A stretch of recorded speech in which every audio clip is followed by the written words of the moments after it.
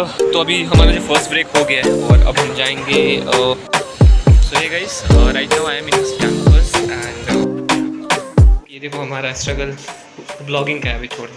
ये देखो स्ट्रगल, वैसे we are just shooting a video and we are writing a script. तो हम यहाँ से स्क्रिप्ट निकालना है एंड अभी इसको 200 प्लस 1300।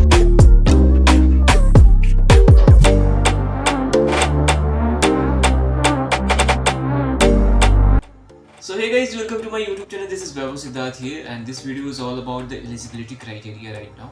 Actually मैंने जो आज एक वीडियो मैंने अपलोड करा है प्लेसमेंट से related to the Pace University and सिर्फ 2 से 3 आवर में मुझे लगभग 60 से 70 मैसेजेस आ चुके हैं एलिजिबिलिटी क्राइटेरिया को लेकर। लगता है कि आप लोग बहुत ज़्यादा डर गए हो यार कि एलिजिबिलिटी क्राइटेरिया इतना कम है तो how can I get the placements. Okay, so देखो डरने की बात ऐसा कुछ नहीं है। This is the reality of the college. Like you are not in IITs and NITs, वहाँ पे भी एलिजिबिलिटी क्राइटेरिया लगती है बट उतना ज़्यादा नहीं होता है because this is a private college. बहुत ज़्यादा स्टूडेंट की स्ट्रेंथ रहती है और सीट मैट्रिक्स भी थोड़ा ज़्यादा होता है। तो कंपनीज आती है तो उनको कहीं ना कहीं कॉम्पिटिशन ज़्यादा लगता है, सबका इंटरव्यू लेना it is a very tedious work for the companies. तो इसलिए वो लोग ये करते हैं, एलिजिबिलिटी क्राइटेरिया लगाते हैं। अगर तुम बहुत एलिजिबल हो तो you have to attend this interview, otherwise no. तो क्या क्या एलिजिबिलिटी क्राइटेरिया होते हैं? देखो यहाँ पे बहुत सारे एलिजिबिलिटी क्राइटेरिया को लगाए जाते हैं। तो अगर मान लो अगर अभी जो पेस यूनिवर्सिटी में 300 या 350 कंपनी आती है या 250 भी आती है, 300 350 भी कंपनी आती है। अभी तो होता है रिसेशन है तो 250 तक होती कंपनी आती है।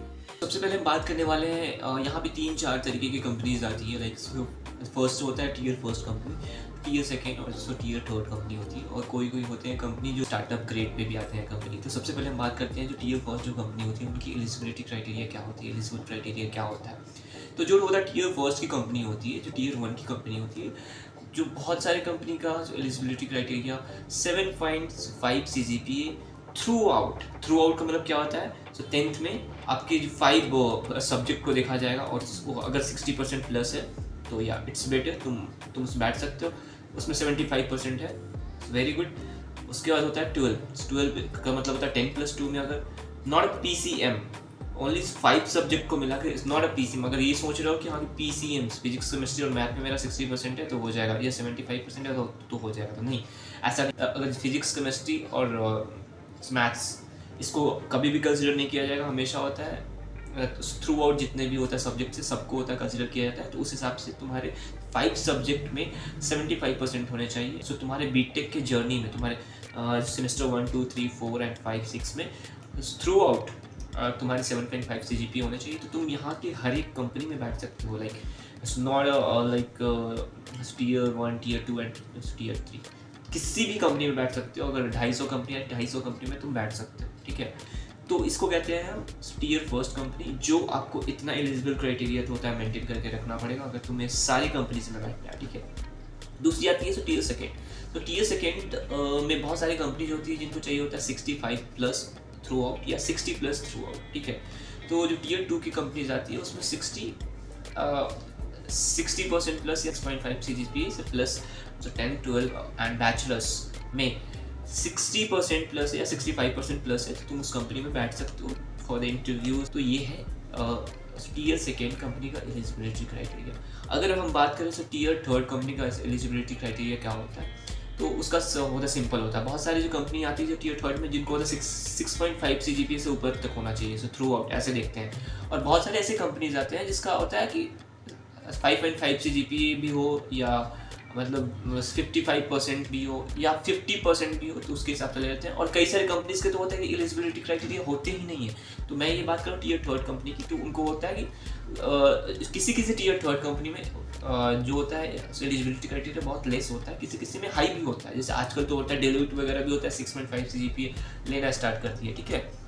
तो ये सब वैसे कंपनी है जो होता है थ्रू आउट तुमसे होता है 6% कमाएंगे। अब दूसरा लेवल क्या होता है? दूसरा लेवल ये होता है कि वो तुम्हारे से बीटेक या MCA के ही मार्क्स देखेंगे। बहुत सारी कंपनीज आती है जो पर्टिकुलरली होता है कि बीटेक के लिए आएगी या MCA के लिए आएगी। तो तुम्हें क्या गलती करा नहीं करा, तो मेरे कितने CGPA आ रहे हैं ऐसे 10th 12th में, वो कुछ मैटर नहीं करेगी तुम्हारे। अगर बीटेक में या MCA में 7.5 CGPA है तो तुम उस कंपनी में बैठ सकते हो। और वो कंपनी होता है कि एकदम पर्टिकुलरली कोर्स के लिए आई रहती है। CS ब्रांच से ही मुझे लेना है 6 स्टूडेंट, तो 6 स्टूडेंट CS ब्रांच से ही लेना। अगर कोई कंपनी होता है ये सोच के आई है कि हाँ कि 15 स्टूडेंट सिर्फ MCA से लेना, तो सिर्फ MCA के लिए ही आती है कंपनी। जैसे नोकिया सिर्फ MCA के लिए आती है। BTech के लिए होता है कि और भी बहुत सारी कंपनी आती है, रेजर पे आती है, उबर आती है, BTech के लिए आती है।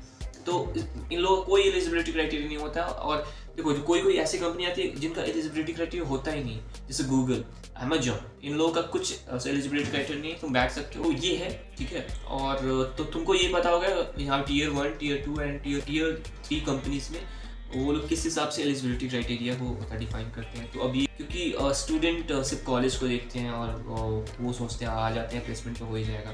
If your percentage is not really good, अगर तुम्हारा परसेंटेज गुड नहीं है और तुम कितने भी बड़े कॉलेज में क्यों ना चल जाओ, अगर तुम ये सोचते हो तुम्हारे 50% है थ्रू आउट, तो ना, तो तुम तो प्लेसमेंट में नहीं बैठ सकते। बहुत सारे प्लेसमेंट नहीं बैठे हो, कुछ कंपनी जो होता है एलिजिबिलिटी क्राइटेरिया नहीं लगाएगी वहाँ बैठ सकते हो, जैसे गूगल में, Amazon में। वो तो वैसे भी थोड़ा सा होता है, हार्ड होता है, तो उसको अगर तुमने अच्छे से पढ़ाई की, अच्छे से कोडिंग की तो आराम से निकल जाएगा।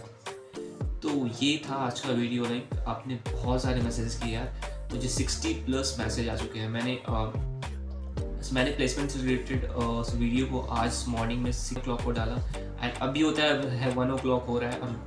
सो 10 o'clock एंड 1 o'clock के बीच में मुझे 60+ मैसेजेस आ गए हैं कि भैया ये आपने क्या बता दिया एलिजिबिलिटी क्राइटेरिया। तो या this is the reality of a college. ये सिर्फ होता है पेस का नहीं है, ये सारे कॉलेजेस का है। IITs और NITs में भी तुम्हें एलिजिबिलिटी क्राइटेरिया लगते हैं, तो ये पैसा है, तो तुम्हें इतना तो एलिजिबिलिटी क्राइटेरिया तो रखना ही पड़ेगा दिमाग में। एंड तो आई होप कि अब तुम्हारा सारा डाउट क्लियर हो गया होगा कि किस लेवल पे यहाँ पे कौन सी कंपनीज आती है, and Tier 1, Tier 2 and Tier 3 company का मतलब क्या होता है। और एक बात मैं और बता देता हूँ कि Tier 1 कंपनी होती है, तो उनकी पैकेज होती है 12 lakhs प्लस होता है। लाइक उसका पैकेज होता है 30 लाख भी हो सकता है, 50 भी हो सकता है, 1 करोड़ भी हो सकता है, 2 करोड़ भी हो सकता है, 3 करोड़ भी हो सकता है, but more than 12 lakhs। Okay, Tier 2 company उसको कहते हैं जिसका जो पैकेज होता है 7 लाख से प्लस होता है, और 7 से 12 लाख के बीच में होता है पैकेज, वो होता है Tier 3 कंपनी। ये बोलते हैं जिसका पैकेज 6 लाख से कम, मतलब 6 लाख से कम हो, लाइक 4 lakhs or 5 lakhs और 6 lakhs। उसको आई होप कि तुम्हारा डाउट यहाँ पे क्लियर हो गया होगा, and I hope you like this video. If you like this video, then please like, subscribe and share. So thank you so much for watching my video.